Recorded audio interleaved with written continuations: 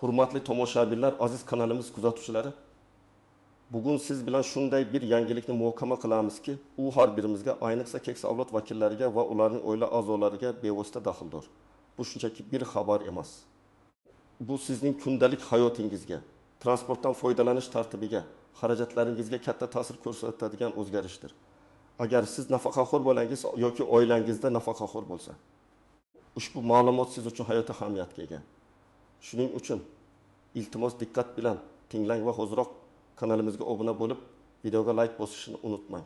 Bu bizga kelgusida ham shunday muhim va amaliy maslahatlar tayyorlashga yordam beradi. Muammo mohiyati avval qanday edi va hozir nima o'zgardi? Yillar davomida nafaqaxo'rlarimiz jamoat transportidan foydalanishda o'zlariga berilgan imtiyozlardan turli usullarda foydalanib kelishdi. Esingizda bo'lsa, avvallari biz qog'oz blanklar, nogironlik guvohnomalari yoki faxriy guvohnomalari degan hujjatlarni ko'tarib yurar edik. Avtobusga chiqqaningizda konduktor yoki haydovchiga o'sha hujjatni ko'rsatar edingiz. U esa ko'pincha shunchaki ko'z yugurtirib o'tkazib yuborardi. Bu tizim o'zining jiddiy kamchiliklariga ega edi. Birinchidan, qog'oz hujjatlar tez yirtilar, eskirar, ba'zida yo'qolib qolardi. Bu esa nafaqaxo'rlarga qo'shimcha tashvish tug'dirardi. Ikkinchidan, bu tizim shaffof emas edi. Haqiqiy imtiyozli yo'lovchilar sonini aniq hisobga olish qiyin edi. Bu esa davlat tomonidan ajratiladigan subsidiyalar manziliga yetib borishida ba'zi muammolarni keltirib chiqarishi mumkin edi. Uchinchidan, ba'zi holatlarda bu tizim suiiste'molchiliklarga ham yo'l ochardi. Ba'zida imtiyozga ega bo'lmagan shaxslar imtiyozli hujjatlardan foydalanishga urinishlari yoki imtiyozli hujjatlar boshqa shaxslarga berib yuborilishi kabi holatlar ham kuzatilgan. Endi esa vaziyat tubdan o'zgarmoqda. Davlatimiz raqamlashtirish siyosatini faol olib borayotgani sababli nafaqaxo'rlar uchun jamoat transportida bepul yoki imtiyozli yurish huquqini beruvchi yangi zamonaviy tizim joriy etilmoqda. Bu tizim maxsus nafaqaxo'r kartalari yoki imtiyozli transport kartalari shaklida ishlaydi. Endi har bir imtiyozga ega shaxs alohida plastik kartaga ega bo'ladi, xuddi bank kartasi kabi. Avtobus, metro, tramvay yoki boshqa jamoat transportiga chiqqaningizda bu kartani maxsus validatoga shunchaki yaqinlashtirasiz va tizim avtomatik ravishda sizning imtiyozingizni aniqlab, safaringizni ro'yxatdan o'tkazadi. Bu nafaqat nafaqaxo'rlarning o'ziga qulaylik yaratadi, balki barcha jarayonlarni shaffof qiladi, suiiste'molchiliklarning oldini oladi va davlat budjetidan ajratilgan mablag'larning aniq manziliga yetib borishini ta'minlaydi. Ya'ni endi qog'ozlarni g'ijimlab yurishga, ularni yo'qotib qo'yishdan qo'rqishga hojat qolmaydi. Hammasi zamonaviy, tez va ishonchli bo'ladi. Asosiy qismi nimalarni bilishingiz kerak? Kimlar xavotir olishi kerak va kimlar xavotir olmasa bo'ladi? Keling, avvalo bu yangi tizim qanday ishlashini batafsil ko'rib chiqaylik. Sizlarga maxsus nafaqaxo'r kartalari beriladi. Bu kartalar sizning shaxsiy ma'lumotlaringizni, imtiyozingiz turini va muddati haqidagi axborotni o'zida saqlaydi. Transportga chiqqaningizda kartani validataga tekkizasiz. Validata kartaning haqiqiyligini tekshiradi va sizga bepul yoki imtiyozli tarzda sayohat qilish imkonini beradi. Har bir tekkizish tizimda qayd etiladi. Bu esa davlatga qancha odam imtiyozdan foydalanayotganini va bu uchun qancha subsidiya ajratish kerakligini aniq hisoblash imkonini beradi. Kimlar uchun bu muhim?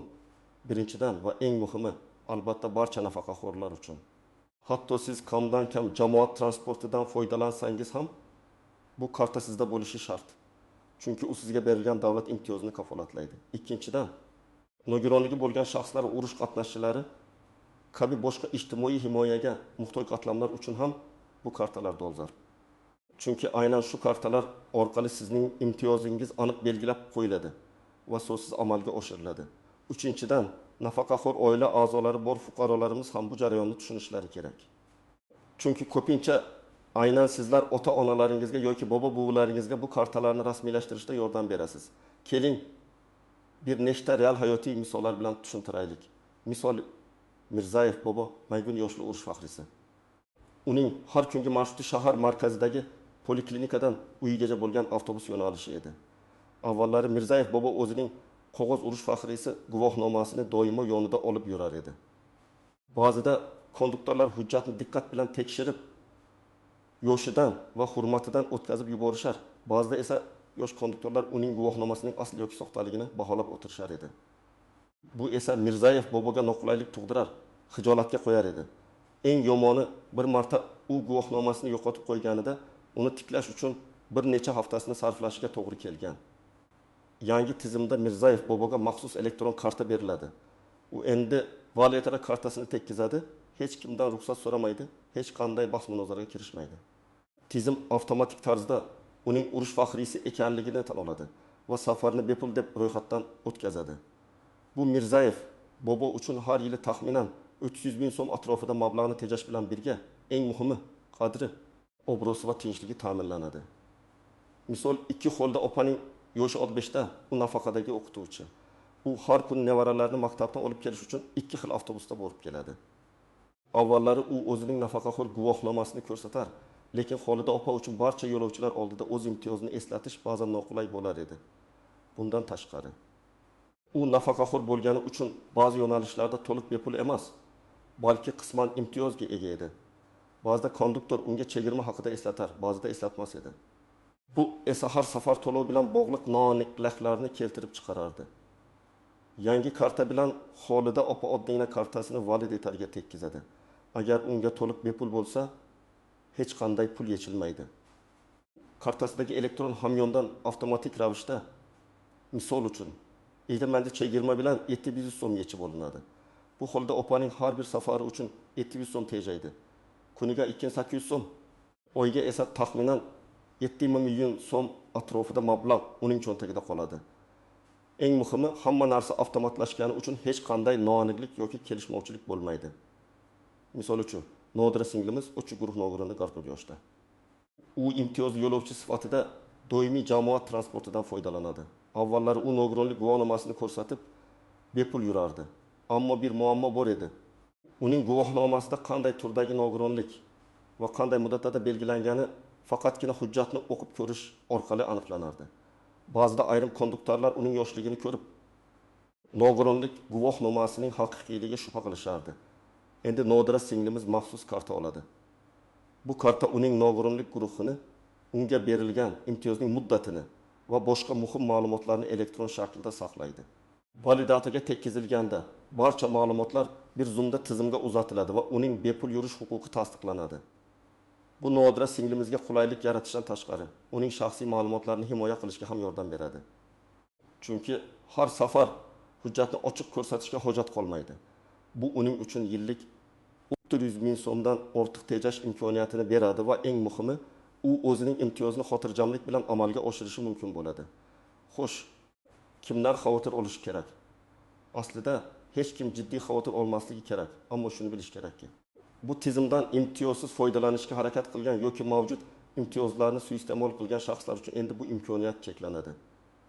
Misol uchun, Mirzayev boboning kartasini uning nabirasi maktabga borish uchun ishlata olmasligi kerak. Yangi tizim aynan shunday holatlarning oldini olishga qaratilgan. Kimlar xavotir olmasa bo'ladi?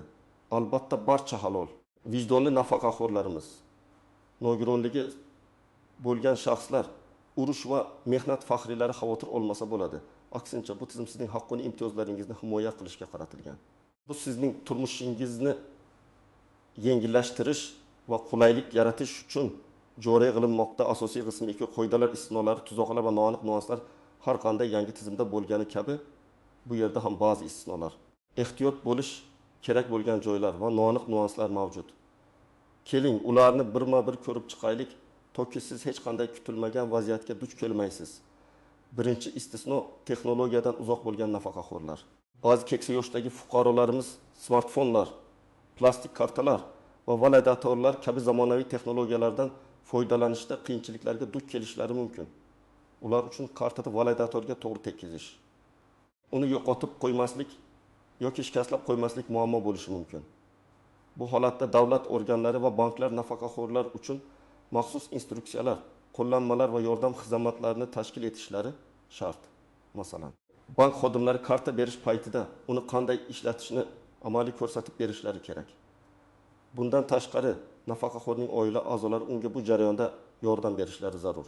Misol uchun, 75 yoshli buvingizga kartani qayerga tekkizish kerakligini ko'rsating. Unga uni hamyonda qanday saqlashni o'rgating.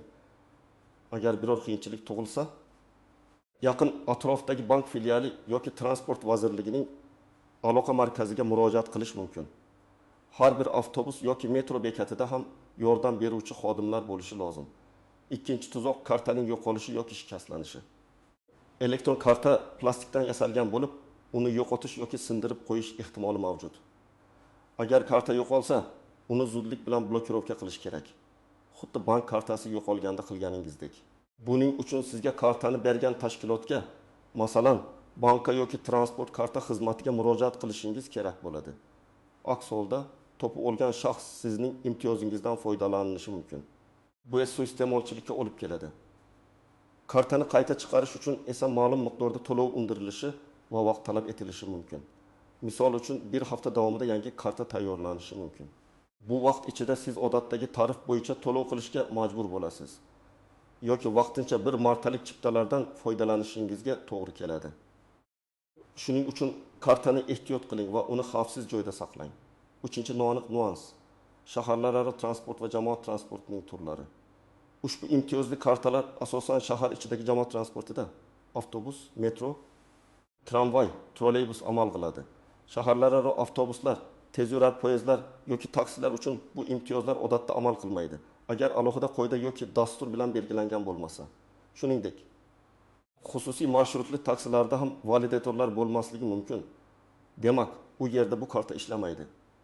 Shuning uchun har bir safar oldidan qaysi transport turi uchun karta amal qilishini aniqlab oling. Agar siz qishloq joyida yashasangiz va shahar markaziga borish uchun faqat shahar atrofi marshrutlardan foydalansangiz, ushbu karta qanday ishlashi haqida transport boshqarmasidan aniq ma'lumot olishingiz kerak. Chunki ba'zi viloyatlarda shahar atrofi yo'nalishlari ham tizimga ulangan bo'lishi mumkin. Ba'zilarda esa yo'q. 4-tuzoq. Bepul va chegirmali imtiyozlar farqi. Barcha nafaqaxo'rlarga bir xil darajadagi imtiyoz berilmasligi mumkin. Masalan, urush faxriylar yoki I va ikkili guruh nogironlari uchun bepul, o't guruh nogironlari yoki umumiy nafaqaxo'rlar uchun esa 7% chegirma berilishi mumkin. Bu kartani olganingizda sizga qaysi turdagi imtiyoz berilishi aniq tushuntirilishi kerak. Ba'zi tizimlar har kuni ma'lum miqdordagi bepul sayohatni ta'minlashi mumkin. Masalan, kuniga 10 ta bepul sayohat ushbu chegaradan oshganda avtomatik ravishda umumiy tarif bo'yicha to'lov amalga oshirilishi mumkin. Bu haqda siz kartalashtirayotganda batafsil ma'lumot olishingiz shart. Misol uchun, agar sizga kuniga faqat 1 ta sayohat bepul bo'lsa, siz 5-sayohat uchun o'z hisobingizdan pul to'lashingizga to'g'ri keladi. Kartaning ichida pul bo'lishi shart bo'lmasa-da, ba'zi holatlarda chegirmali to'lovlar uchun karta hisobida pul bo'lishi talab etilishi mumkin. Shuning uchun bu kartaning nafaqat imtiyozli, balki pul to'lash uchun ham ishlatilishini bilishingiz muhim. 5-noaniq nuans, texnik nosozliklar, validator ishlamay qolishi, tizimda uzilishlar yoki kartani o'qimaslik kabi texnik muammolar yuzaga kelishi mumkin. Bunday holatlarda konduktor yoki haydovchi sizni qo'shimcha to'lovsiz o'tkazib yuborishi kerak. Biroq bu har doim ham amalga oshmasligi mumkin. Shunday vaziyatlarda transport boshqarmasining ishonch telefon raqamlariga murojaat qilish yoki voqeani videoga olib, tegishli tashkilotlarga shikoyat qilish imkoniyatiga ega bo'lishingiz kerak. Bu kabi holatlar ayniqsa tizimning dastlabki joriy etish bosqichida ko'proq kuzatilishi mumkin. Shuning uchun dastlabki paytlarda ehtiyotkor bo'lish va ba'zi paytda naqd pulni yoki boshqa to'lov vositasini yonida olib yurish tavsiya etiladi. 6-tuzoq, shaxsiy ma'lumotlar xavfsizligi. Ushbu kartalar sizning shaxsiy ma'lumotlaringizni o'zida saqlaydi. Bunday kartani firibgarlarning qo'liga tushirib qo'yish xavfi bor. Kartani faqat ishonchli manbalardan oling va uni begona shaxslarga bermang. Internetda yoki ko'chada imtiyozli kartani tezda rasmiylashtirib berishni taklif qiluvchi shaxslardan ehtiyot bo'ling. Rasmiy manbalar, masalan, banklar, pensiya jamg'armasi yoki yagona darchalar orqali murojaat qiling. Sizning ma'lumotlaringizni himoya qilish birinchi o'rinda turishi kerak. Amaliy maslahatlar tomoshabini nima qilish kerakligi bo'yicha aniq qadamlar endi esa eng muhim qismiga o'tamiz. Siz nima qilishingiz kerak? Qanday qadamlar ketma-ketligini amalga oshirsangiz, bu yangi tizimdan muammosiz foydalanishingiz mumkin. Mana siz uchun aniq bosqich ko'rsatmalar. Birinchi qadam, o'z imtiyozingizni aniqlang. Avvalo, sizning qaysi toifadagi imtiyozli fuqaro ekanligingizni aniqlang. Siz nafaqaxo'rmisiz? Nogironmisiz? Urush faxriysizmisiz? Mehnat faxriysizmisiz? yoki boshqa biror ijtimoiy imtiyozga egamisiz? Har bir toifa uchun beriladigan imtiyoz darajasi bepul yoki chegirmali farq qilishi mumkin. Bu ma'lumotni pensiya jamg'armasi hududiy bo'limlaridan, Transport vazirligining rasmiy veb saytidan yoki 1093 kabi yagona aloqa markazlari orqali bilib olishingiz mumkin. Masalan, men 70 yoshdagi nafaqaxo'rman, menga qanday imtiyoz beriladi deb so'rashingiz mumkin. Ikkinchi qadam, kerakli hujjatlarni to'plang. Karta olish uchun sizga ma'lum hujjatlar to'plami kerak bo'ladi. Odatda bu quyidagilarni o'z ichiga oladi: pasport yoki ID karta, shaxsingizni tasdiqlovchi asosiy hujjat. Asl nusxasi va nusxasi kerak bo'lishi mumkin. Pensiya guvohnomasi. Agar siz nafaqaxo'r bo'lsangiz, bu hujjat sizning pensiya oluvchi ekanligingizni tasdiqlaydi. Nogironlik guvohnomasi. Agar siz nogiron bo'lsangiz, nogironlik guruhingiz va muddati ko'rsatilgan guvohnoma, urush faxriysi guvohnomasi. Agar siz urush faxriysi bo'lsangiz, S3-sistem hajmidagi rangli fotosurat, odatda irdona fotosurat talab qilinadi. Ba'zi hollarda joyda rasmga olishlari ham mumkin. Ariza blank shaklida. Ko'pincha arizani karta beruvchi tashkilotning o'zida to'ldirasiz. U yerda sizdan shaxsiy ma'lumotlaringiz, telefon raqamingiz kiritilishi so'raladi. Uchinchi qadam, arizani qayerga topshirish kerak? Imtiyozli transport kartasini rasmiylashtirish uchun bir nechta joyga murojaat qilishingiz mumkin.